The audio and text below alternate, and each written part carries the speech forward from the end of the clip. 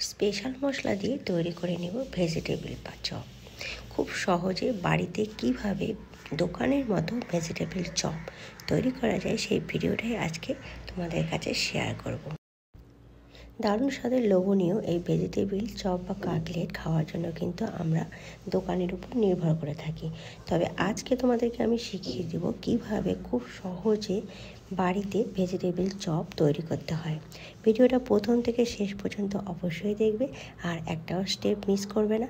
প্রত্যেকটা স্টেপ কিন্তু লক্ষ্য করলে খুব সহজেই বাড়িতে ভেজিটেবল চপ যে কোনো সময় বানিয়ে ফেলতে পারবে।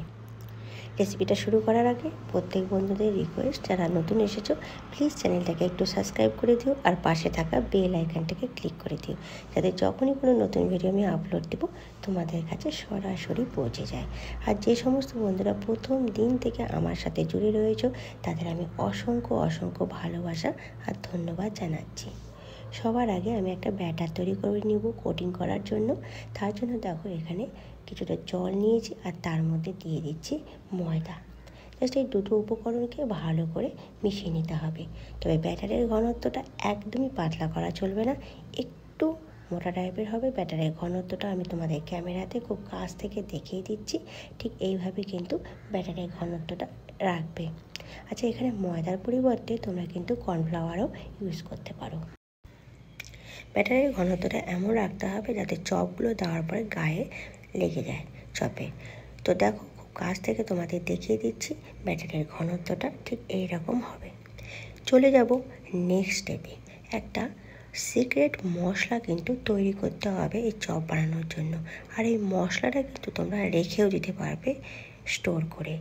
যে কোনো চপে বা খাওয়া রান্নাতে দিলে পারে খুবই টেস্ট আসে রান্না বা চপের। তো সেই জন্য দেখো একটা কড়াই গরম করে নিয়েছি, শুকনো মানে কড়াইয়ের মধ্যে কিন্তু কোনো কিছু দিইনি, তেল। এবার তার মধ্যে দিয়ে দেব কিছুটা তেজপাতা আর শুকনো লঙ্কা। এই তেজপাতা শুকনো লঙ্কাকে ভালো করে ভেজে নেব যতক্ষণ না একদম কড়কড়া হয়। হিটটাকে অবশ্যই সময় মিডিয়াম টু লো করে রাখবে। বেশি হিটে করতে গেলে পুড়ে যাবে আর তখন কিন্তু মশলাটা ঠিকঠাকভাবে তৈরি হবে না। তেজপাতা আর শুকনো লঙ্কা বেশ ভালোভাবে ভাজা হয়ে গেলে আমি নামিয়ে নিব। এবার কড়াইয়ের মধ্যে দিয়ে দিচ্ছি কিছুটা গোটা ধনিয়া, গোটা জিরে, মৌরি কিছুটা দিচ্ছি, গোটা গোলমরিচ দিয়ে দিচ্ছি কিছুটা।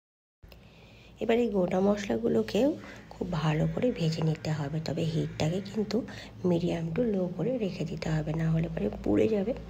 তো লো আর মিডিয়াম হিটে রেখে খুব ভালো করে ভেজে নিচ্ছি। এমন করে ভাজতে হবে যাতে পরে এটাকে গুঁড়ো করা যায়। তো দেখো সব মশলাগুলো আমার ভাজা হয়ে গিয়েছে।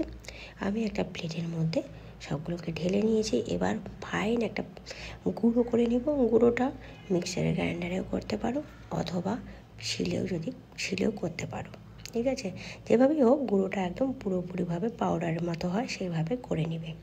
এটা আমি পরে ইউজ করব।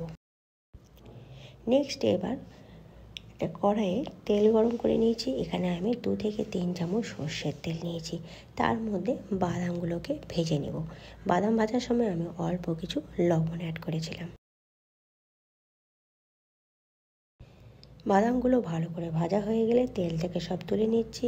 আর বেঁচে থাকা তেলে দিয়ে দিচ্ছি 1 চামচ 5 ফোড়ন, আর দিয়ে দেবো বেশ কিছুটা বিট কুচি আর গাজর টুকরো করে নিয়েছি। আমি আমার পরিমাণ মতো নিয়েছি, যতখানি চপ বানাবো তোমরা তোমাদের পরিমাণ মতো নেবে, সেই বুঝেই বিট গাজর নেবে।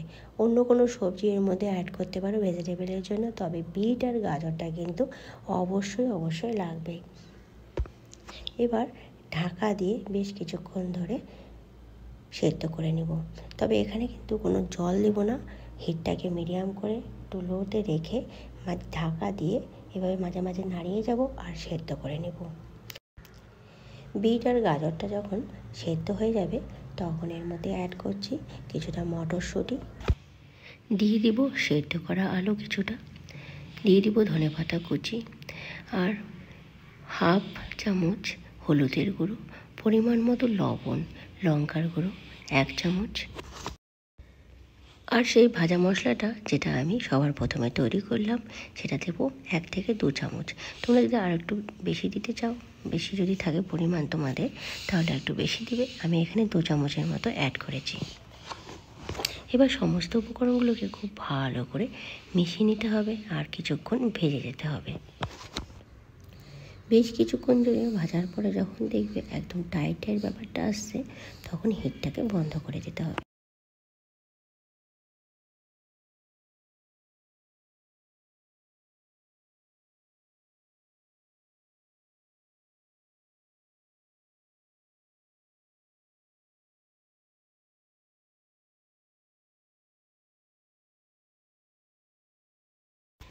সবার লাস্টে অ্যাড করে দেবো সেই ভাজা বাদামগুলো।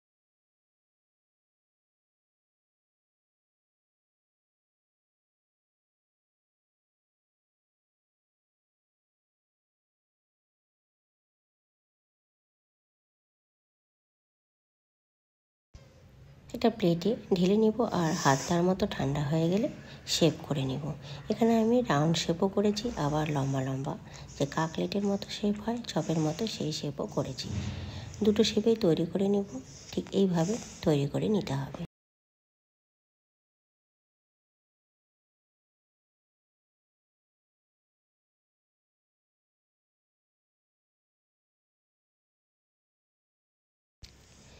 চপটাকে কোটিংয়ের জন্য প্রথমে যে বানিয়েছিলাম ব্যাটারটা ময়দা দিয়ে, সেটা নিয়ে নিচ্ছি আর ব্রেড ক্রাম্বস নিচ্ছি।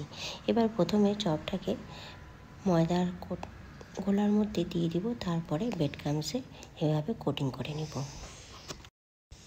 আচ্ছা, কোটিংয়ের জন্য আমি এখানে ব্রেড ক্রাম্বস নিয়েছি। তোমরা চাইলে পারে টোস্ট বিস্কুট গুঁড়ো করেও নিতে পারো। তো দেখো, এইভাবে আমি সম্পূর্ণগুলো তৈরি করে নিব সবগুলো চপ। প্রথমে ময়দা যে গুলেছিলাম যে ব্যাটারটা, তার মধ্যে দিয়ে দেব, কোটিং করে সোজা দিয়ে দেব ব্রেড ক্রাম্বসের মধ্যে। ভালোভাবে দুদিকে কোটিং করে নেব।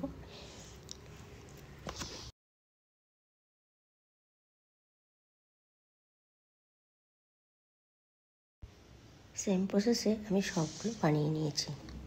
এবার ভাজার জন্য এখানে সর্ষের তেল গরম করে নিয়েছি।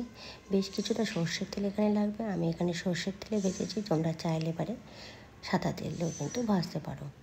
তেলটা পুরো গরম করে নেব, তারপরে চপ তৈরি করা চপগুলোকে এর মধ্যে দিয়ে দেব আর দুদিকে ভালো করে লালচে লালচে করে ভেজে নেব।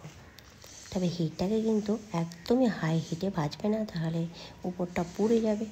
তো মিডিয়াম আর হাইয়ের মাঝে রেখে ভেজে নিতে পারো।